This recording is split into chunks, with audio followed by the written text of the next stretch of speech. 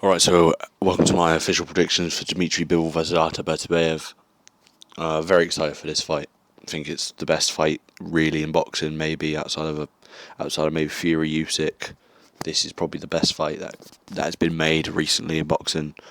You got the knockout power, the pressure fighting of Artur Beterbiev versus this technician that is Dmitry Bivol. Now I'll be going with Dmitry Bivol to win this, probably over the distance. And for it to be quite a closely contested contest, between these two. I think they're gonna have a. It's gonna be not back and forth maybe, but there'll be a couple of swing rounds. Maybe it'll be, you can make an argument Beterbiev's won it, but I think what Dmitry Bivol's going to need to do is going to need to keep behind his jab and be on his feet. Number one.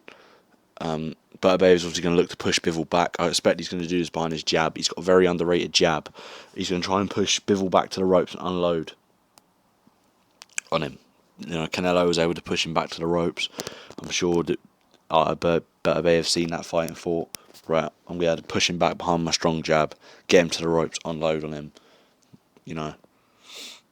But if Bivol, I just think if Bivol ends up on the ropes, he's got the best defense in the sport. I think statistically he's either number one or number two. I think he's number one in front of Shakur, who's number two statistically.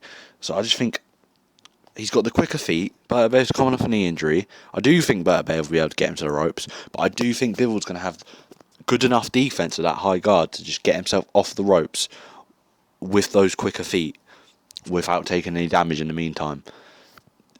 I could see Beterbiev maybe dropping him with a body shot at some point.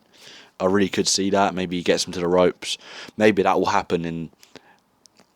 You got to think the first round's going to be relatively slow. I don't think he'll be able to back up Bivol to the ropes in the first round. But I could see him maybe dropping him in like the third round, like within the first three exchanges of Bivol being on the ropes, right? And then Bivol kind of sharpens up from there. But yeah, I think his brilliant defense will allow him to not take punishment while on those ropes, to use his quicker feet to get off. And then I think for the rest of the fight, once he kind of notices Beterbiev has been backing him up, I think that's where the feet of it will really come into play, and that knee injury of Beterbiev will really come into play, where he will really struggle to cut the ring off against Bivol into the mid to later rounds. I think if Beterbiev wants a path to victory, I think attacking the body, like I said, is a very good path to victory, because I do think he'll be able to back up Bivol early, maybe. Like Bivol's going to make a very good start in round one, and from there he's going to struggle a bit. Maybe midway through there's a couple of swing rounds, and then he kind of takes the fight later. I think, yeah, he's also going to need to attack the body to slow the feet of Bivol. But I just think Bivol's so rangy. I think he hits underratedly hard. Like, people say he's pillow fisted. He's not pillow fisted. I've seen enough from him to know he's not pillow fisted. He just tends to go to decisions. I don't know. It's just, I can't say it's because he likes to do that. You don't really get paid for overtime, but he's thinking, why take the risk of possibly getting knocked out when I can just kind of take this distance and kind of get off without any damage. Maybe that's the case, right? He does hit hard. Like, he hits hard enough to get your respect, I think. And that's without actually throwing any power into the shots and actually committing to it. I think Bivol does hit hard enough to maybe get Beterbiev's respect, because Beterbiev's got a very good chin, but he has been dropped twice in his career. Like, he's smart enough to know when to rein it in a bit, do you know what I mean? Like, Bivol's going to come forward, he'll come forward.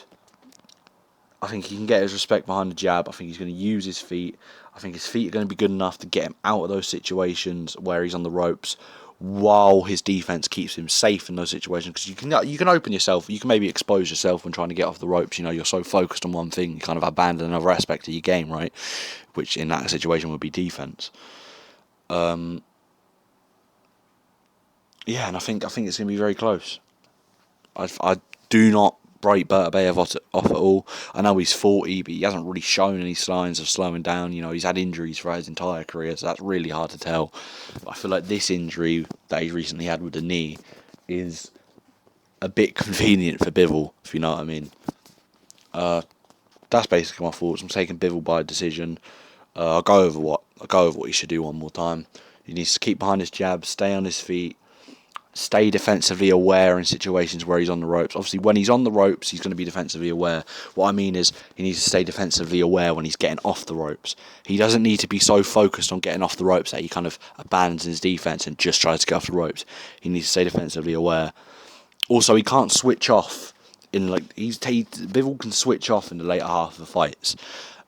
Shouldn't switch off at any point against Beterbiev. I don't expect he will, because Beterbiev has got that knockout threat. And yeah, I think he's going to be able to get Beterbiev's respect. Simple as that. Sorry if this prediction was a bit shit. Obviously, I think I did a decent job breaking the fight down, but it's a little rushed. I didn't even realise it was Friday today. Been a bit ill throughout the week. I've got a banging headache right now. But try my best. Cool. See ya.